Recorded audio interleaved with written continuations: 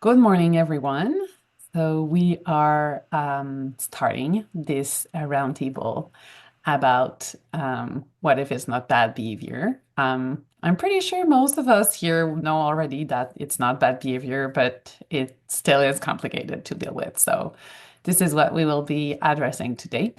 So I will start by letting our speaker, our roundtable speaker, introduce themselves. To Yeah. So I don't know who wants to start. Is someone volunteering to start, or do I pick someone? I will. Go on, Alison. My Thank you. my name is Allison Livingston. I'm a mom of two daughters who had ADHD, as one as also dyslexic and struggled in school. And so that was one contributing factor, but we just had power struggle after power struggle, especially with my older daughter. So now I'm a parent coach and conflict mediation specialist, just out of survival because we were having such intense family dynamics. And so now I support parents who are in equally intense family dynamics be able to find that it doesn't have to be so hard. It's not their fault. It's not their child's fault. And there are skills you can learn that make it so much better to have connection. So, 5 steps to connect. Glad Thank to be you, here. Alison. Thank you. You want to go next, Afsani? Hi everyone, my name is Afsaneh Moradian. I'm a children's author, curriculum writer, and founder of MLC Homeschool Coaching. And I work with parents who are struggling to homeschool their unique kids. And I'm very happy to get to be here with all of you. Thank you. Shaquina? Good morning. I'm Shaquina Morad. I'm a speech pathologist. I work with children that have challenges with communication. Um, and I'm here today just to see how I can help support those parents that are trying to figure out what some of those contributing factors to these challenging behaviors might be. Thank you. So I will introduce myself too, because maybe not everyone who will look at this video knows me. I'm organizing the Parenting the Intensity Retreat, which this roundtable is a part of. We are starting a bit ahead of the official retreat that starts on the 25th.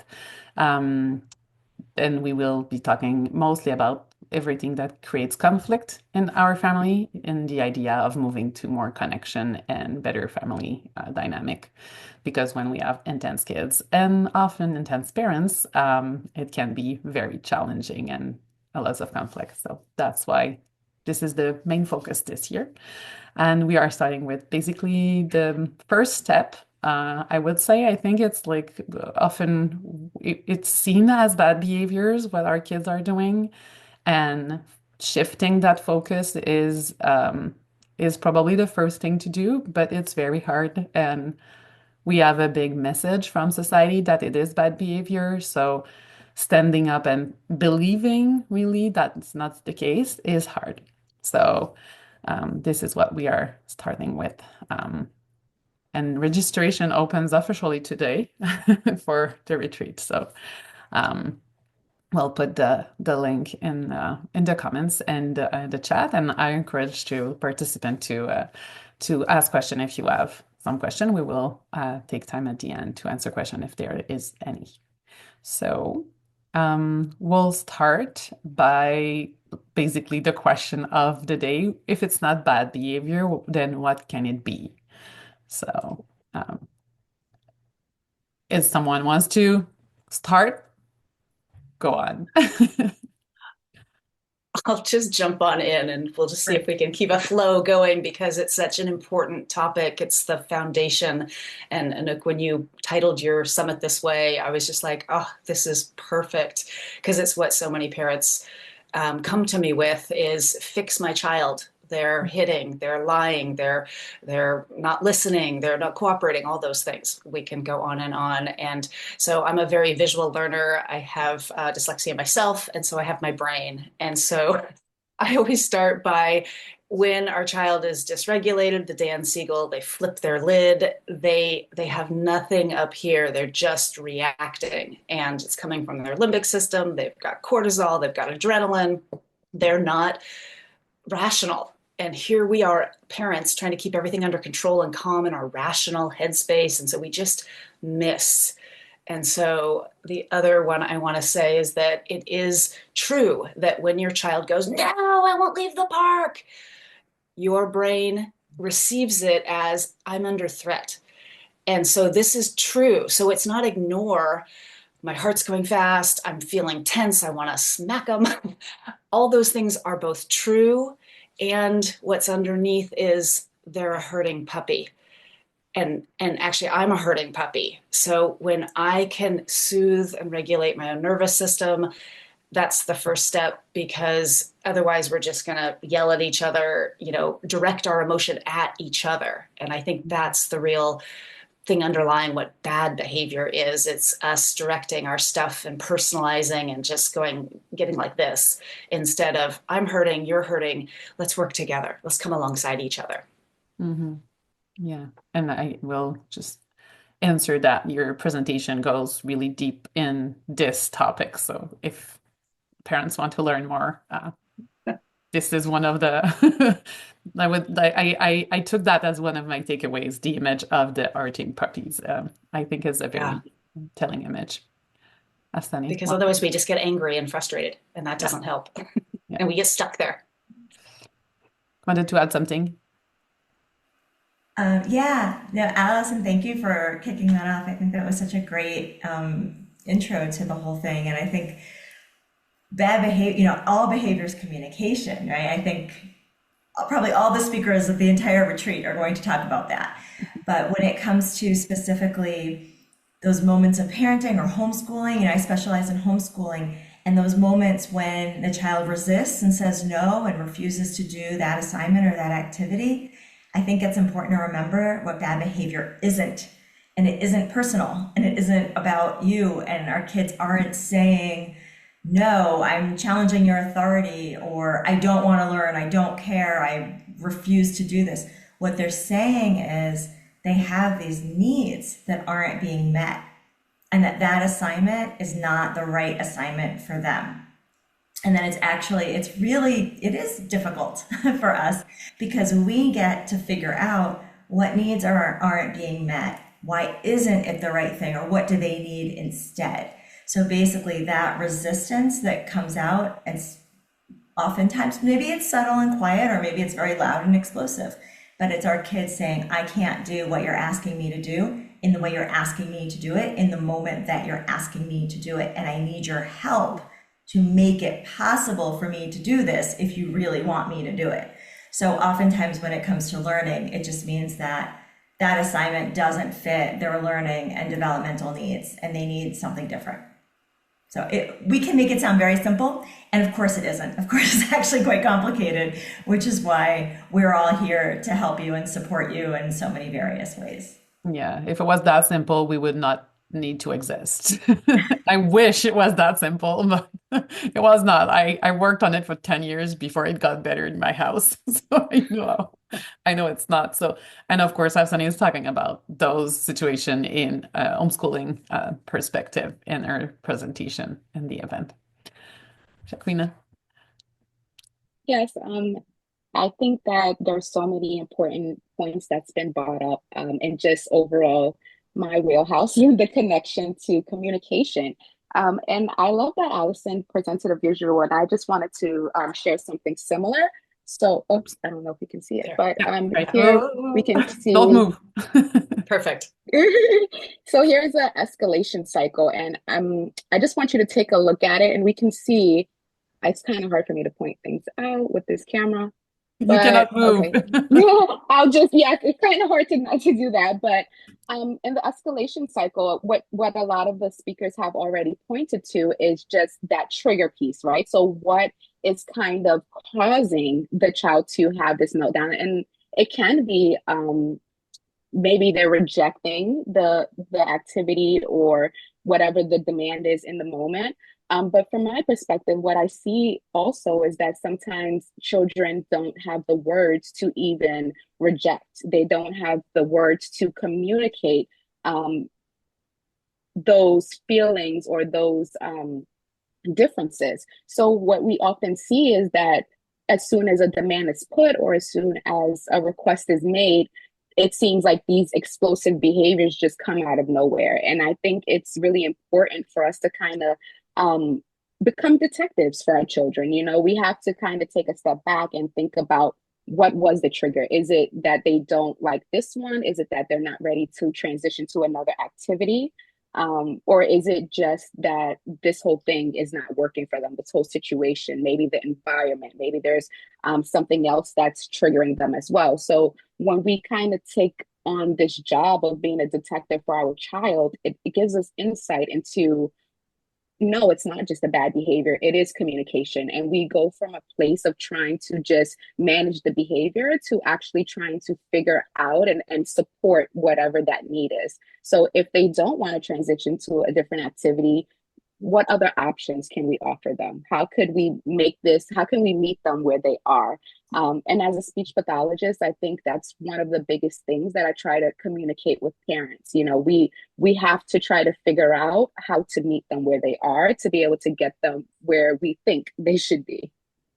Yeah, yeah, definitely. That this is a very good point. And in your presentation, you're going deeper on that, of course. And I like that you also brought that communication when a child is in that state of like intense reaction, their communication skills lower too. And I think it links to what Ellison was thinking, like they're not in a thinking brain.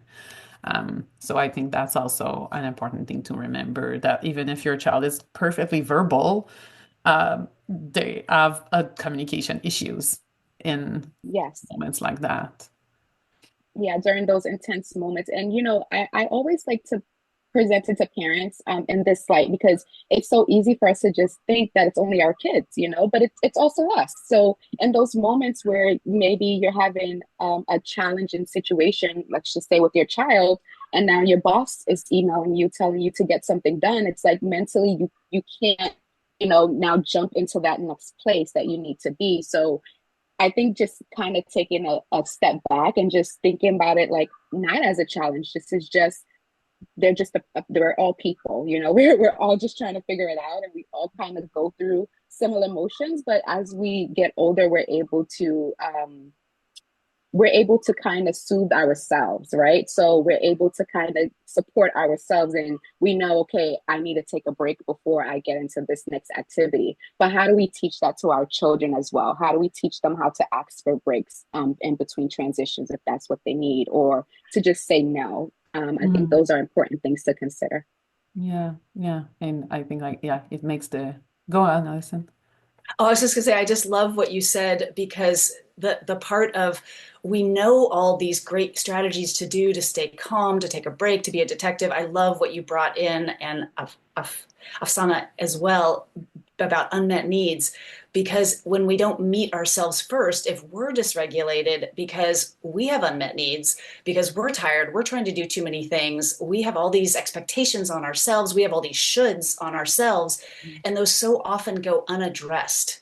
And so that's a big huge piece that I find working with parents is they just try to muscle through because they have this agenda and they want to keep everything on schedule, and that's both valid, that needs to happen, and we miss the emotion piece of taking that time out, that break to do the emotional processing work of I'm angry, I'm frustrated, I don't feel seen, I don't feel I'm being seen as a human instead of just a widget in your master plan of our home.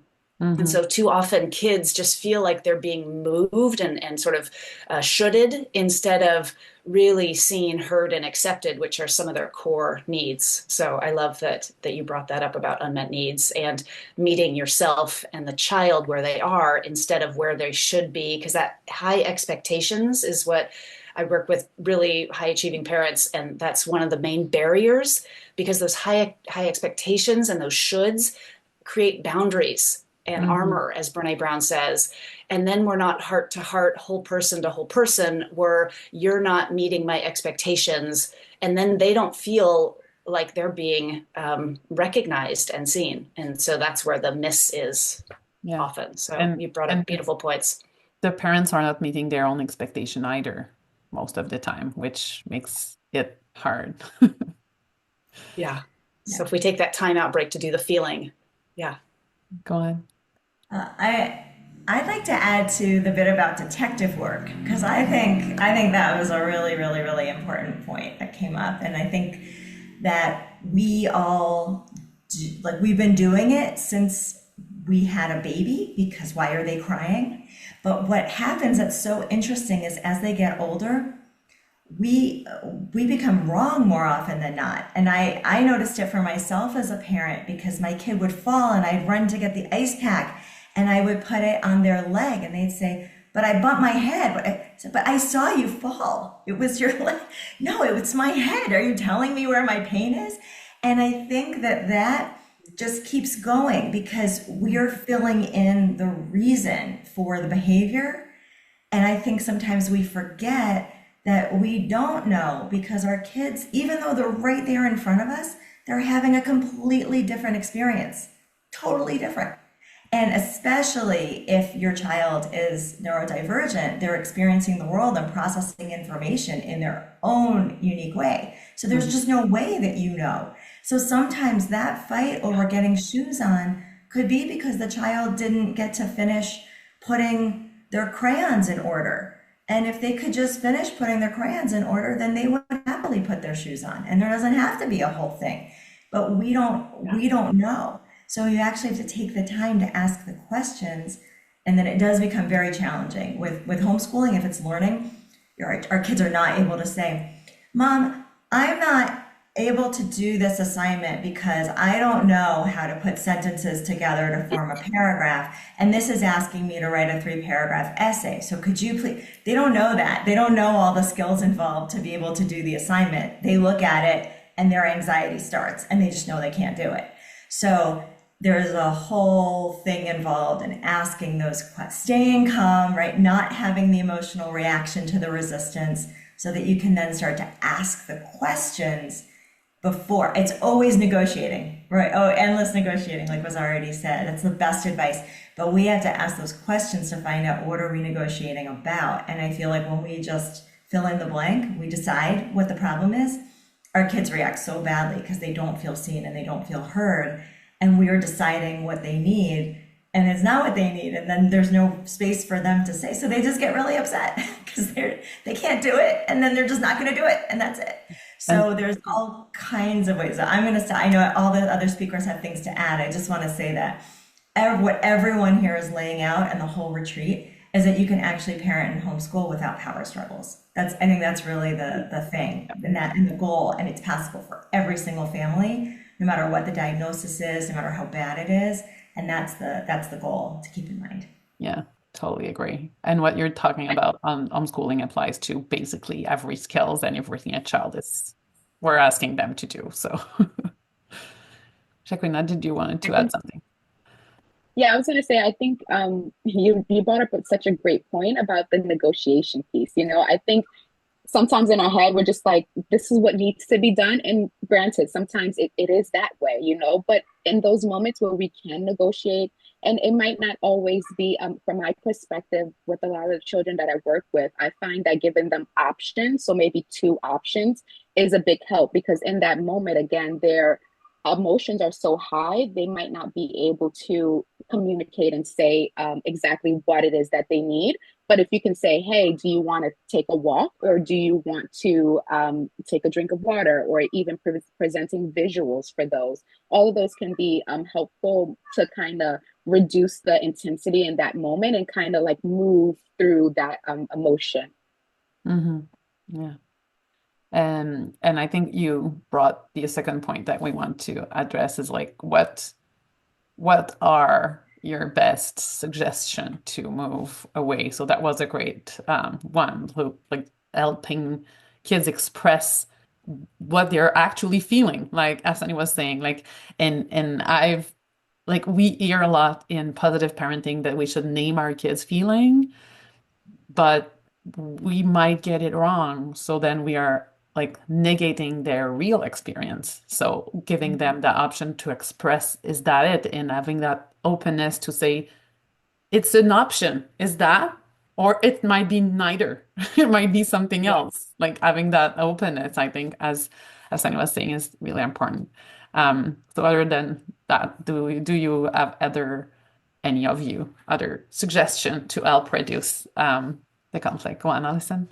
The part that I got so trapped in as a parent and trying to do it right and trying to have the best outcome because I was so outcome focused of having our life be managed well. We have to get to school. I mean, everybody has to do certain things. And I would just miss my own emotional part. And so even when I was trying to negotiate, I was up here in my head and I wasn't in my own emotional awareness. And I certainly wasn't, I was trying to talk them out of their feelings because they were slowing us down. And I felt like we didn't have time for it. And so that was one of the key things once I got past. And I love what you said. I've seen it. Oh, I never get your name right. I'm sorry. Afsea. That you said that there are these places where we get stuck and we just need to do the feeling aspect of it and that underneath a hard feeling is an unmet need. And that goes out the window when I'm late and I'm trying to and they're resisting. Right, those two pieces just send me into my, I'm not a good mom because I can't get them to do this, and then I'm down in my shame spiral, and it's just an explosion of things happening quick, quick, quick. And so I love that piece of just if I'm upset, there's something that's been triggered in me. If they're upset, there's something that's triggered in them.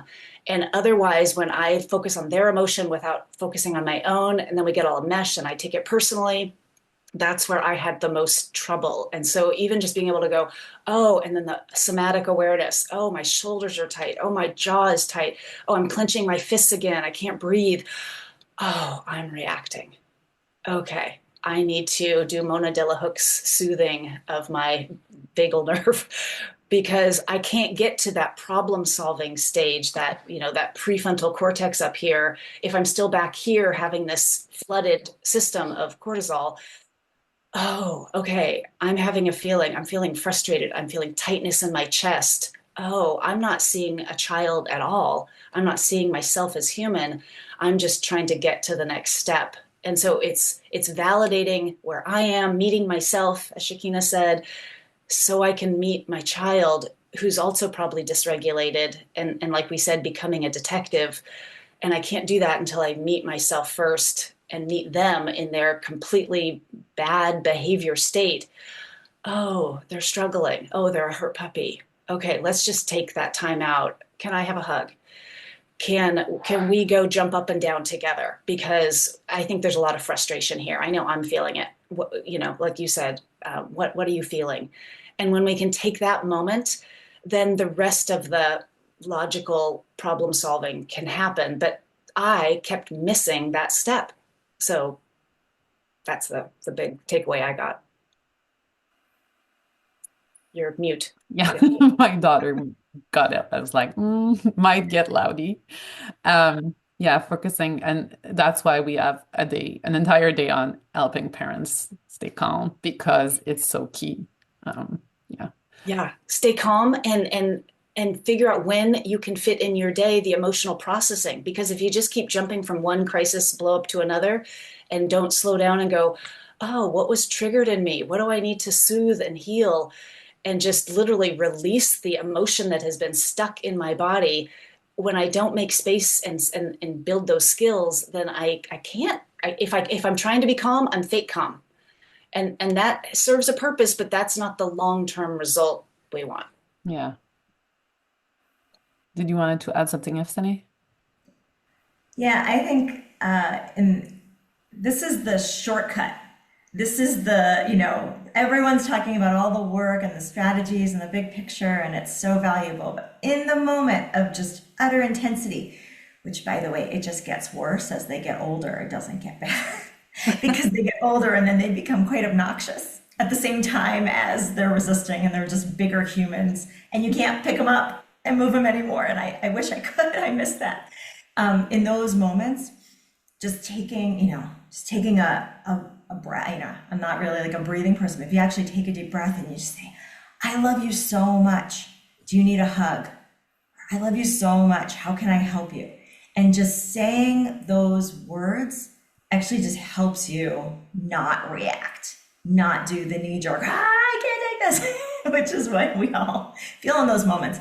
And for the child, it's this recognition that they are going through something, right? The hurt puppy that Allison keeps talking about. And then as they get older, they want to feel safe. They're testing, am I really safe in this relationship? So then responding with the yell, the threat, the whatever, doesn't actually help them feel safe. So going back to what do we have? We have this love. This is the person I love the most in the world, my child. So say, I love you. Are you okay? Do you need a hug? How can I help you? And that kind of changes the dynamic because they may be ready for a fight and then there's no fight. You're just there to help. So that is the shortest cut. That is like skipping over everything that everyone is going to teach you and help you with. But like it really helps in the moment to just change your focus to what's going on. Even if it's just to remind yourself. I think Oksana made a very, very great point. And my takeaway was how we can model for our children, right? So they're in this intense moment, but so are we, or we might be getting to that intense moment as well. But sometimes just taking a step back and modeling, working through that difficulty. So, taking that audible deep breath. And the child might turn around like what are you doing? And now they might also feel this sense of, okay, things are different. Something has changed. And when you start to lower your voice a little bit, talk a little bit in a slower pace, all of those things start to change the dynamic of the entire situation. And again, you're modeling for your child as well when they are in this intense situation, things that they can do. So later on, you might hear them, taking a deep breath or just verbalizing like, I'm having a hard time, or, just things that they've heard you say in those moments. So I think what Oksana shared was very important. And I think it's something that we can use across the board, just modeling what we would like our children to do. Mm-hmm. I love that. And one of the things that is my go-to phrase, which also I love you, Sana, I'm so glad you brought that up, but it's not sticking with the problem solving. It's going and admitting I'm struggling too, and something matters. Something matters to you. Being able to validate, they're not saying it in the most skillful way. It's maybe not convenient, but something matters. And so I have part of this summit retreat is the free giveaways, and it's a stop to connect. And in the crisis moment, as Afsina said, is the most difficult time to remember to stop, to connect, to do that I love you, to do that something matters. And it's the critical shifting, as Anouk said, that we're trying to get to, is instead of blaming and taking it personally and just sticking with we have to problem solve right now, it's shifting to, oh, let me get underneath to the feelings and needs layer. Let me become a detective. Let me humanize. Yes, I'm frustrated and I love you. It's two things are true at once. Mm-hmm. Yes, something matters and we're late. Can we talk about this in the car? Yes, I'm upset. And can I just give myself a hug? Like Shakina said, model what we want them to do. And we need to do it for ourselves first. We matter. And our parents weren't able to do this for us. So it's so challenging. We've got to fix the plane while we're flying the plane because so many parents didn't get the emotional regulation, didn't get validated. Oh, you're struggling. Oh, you're hurting. That's okay. No, it was, don't feel that way. And then I started doing that to my kids until I learned better. And so much of it is don't try to get out of the emotion. It's validate, say the emotion, give the soothing, be in the body. And then again, it is all hard to do in the moment. So I say it's never too late to make a repair, because this is really challenging to learn in the crisis moment. And we can always go back and own, hey, I was more frustrated and less patient than I wish I had been. And that was my stuff. I was activated. You were fine. You were being so normal. And I'm sorry I took my stuff out on you. And that vulnerability gets them the chance to be able to be real and vulnerable too. Definitely. Yeah. And having, and like you having older kids, like you know, like they are able to see that too. Like often we're scared that they will resent us, but as long as we're able to say I'm sorry, there is no reason for resentment. Like my oldest just is going to turn 17, and this is like discussion we can have now. And he's the one that I've learned to be a mother intense child with. So is the one I've been the worst parent with, basically. I lost my patient the more. And he's able to say that it's okay, like you did your best and like you're still doing it now. And like even if I did many mistakes. So it's not too late, as you were saying. And even years later, if there's something like I did this and I regret it, it's never too late to say I'm sorry about X, Y, and Z. That's where resentment doesn't have space where we say I'm sorry, basically. And it's okay if it takes time to people to forgive us, but it's when we cannot say I'm sorry and show it and truly believe it that things get more difficult for sure. Yeah. Brene Brown says that when we do that piece of acknowledging and being less than perfect, which is a euphemism in parenting, there is no perfection. It's just human to human. But so often I was trying to pull myself up on this expectation level of doing it all right, whatever right is. And instead of being, hey, I'm learning this too, and as well as I'm sorry, it's owning my own emotions and owning my own unmet needs. Because when I can be raw and real and not this level of I should be a certain way, then that's incredible modeling and permission for them to be infallible humans that are doing their best. And we're all making this up as we go. And too often we don't have the growth mindset. We expect ourselves to be, good and excellent and right. And that's not a great modeling for our kids. I have so much challenge making mistakes, and especially in front of others, because I learned, no, you need to have the right answer. You need to be getting an A, and you need to be, doing all this right. And all that is, I'm trying to unlearn now, because that blocks the human connection I want with my kids, and letting them be that way too. Allison, honestly, thank you for your transparency with just sharing your own personal experience and how it transcends into parenting.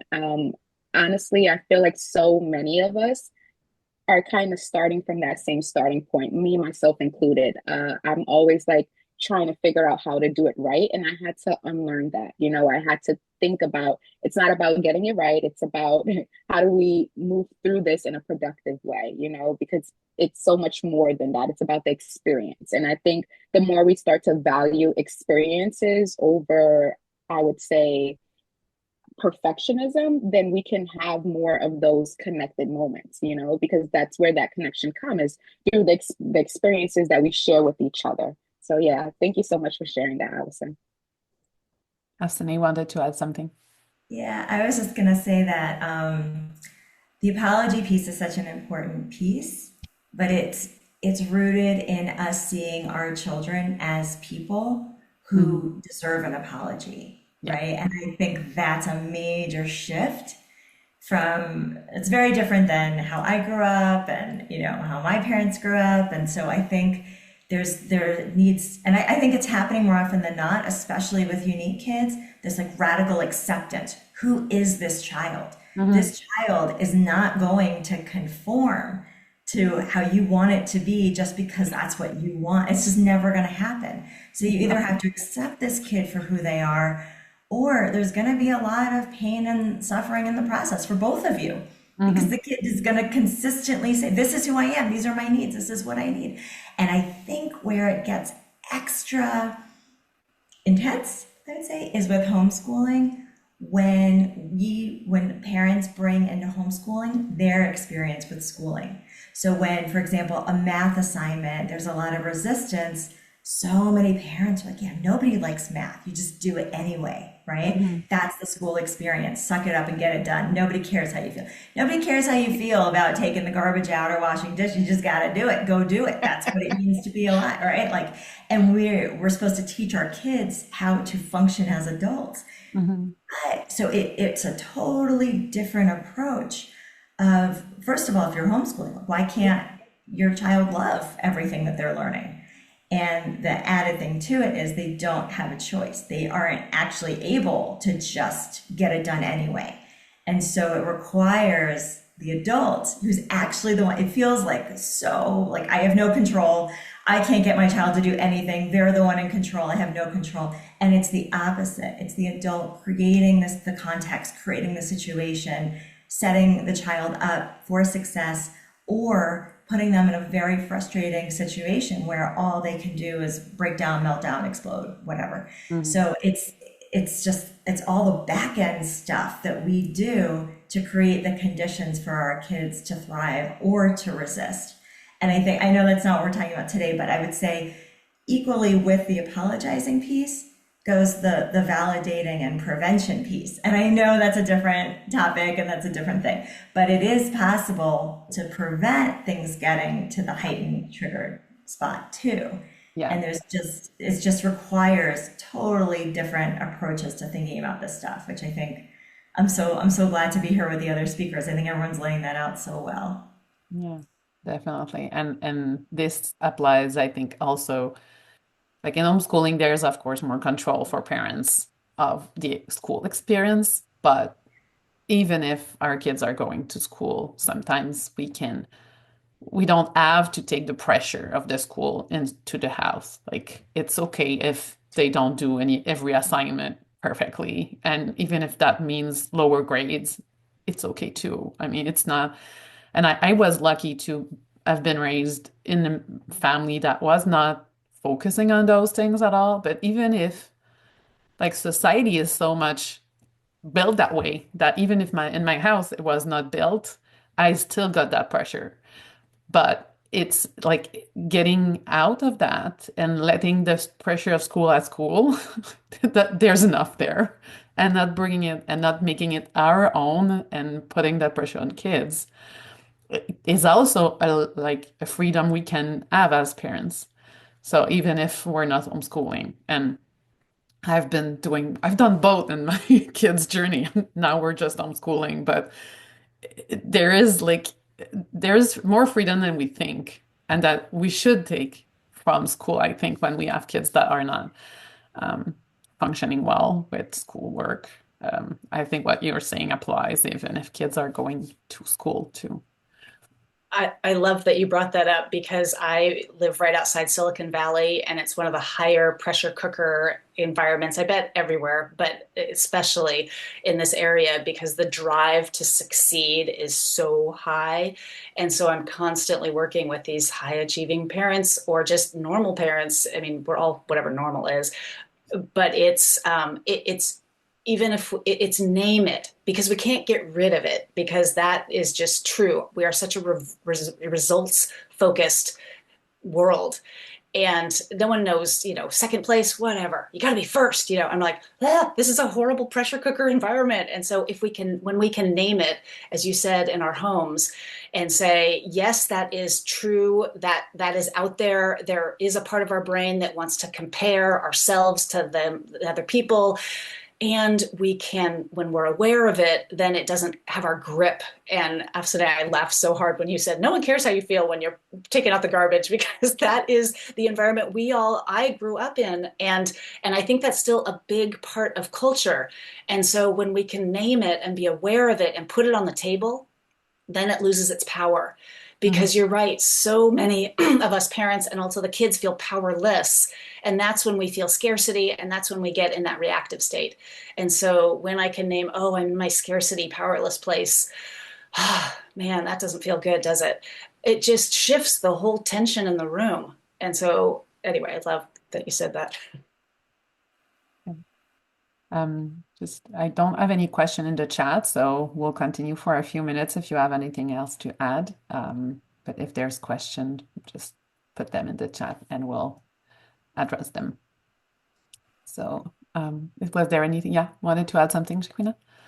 Yeah, just something that came to my mind from both Allison and Afsna when they were just explaining about how, from my perspective, I take it as we can make any environment or any situation a learning situation or a learning environment.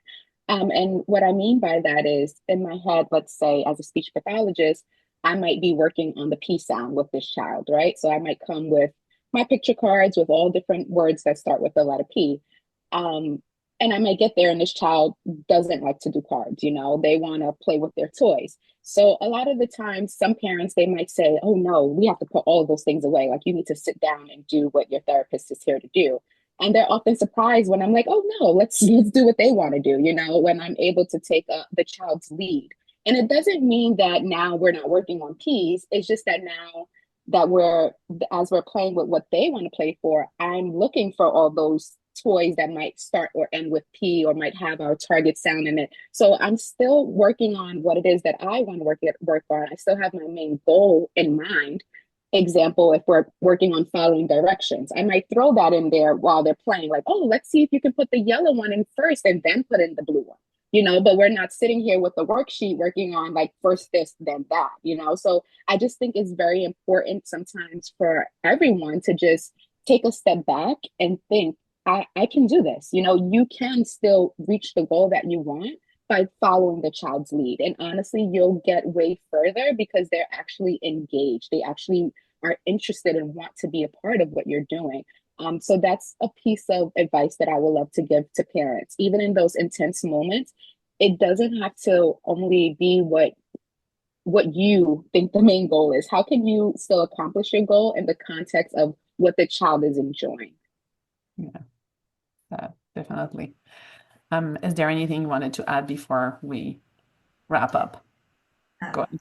I would just say that is exactly the approach to homeschooling. Exactly. So it's never, oh, my child's just not going to learn math, or it's never that they can't or that they're not. It's finding the way to make it work for them, and then you get the high level learning and the serious engagement. So I thank you so much for laying that out, because that it's just a different way of seeing things, and not I guess that's just not going to happen for my child. Like it's the opposite. Yeah, So, yeah, that bringing like sometimes when we think about accommodating kids' needs, it's easy to think, and I think parents often do that, like future plan and think my kids cannot talk right now, they will never be able to. It's like they're 5. Let's take a breath. Things can change. And we all do that. Like kids do something and we think it's the end of the world and they will never be functioning adults, whatever that means.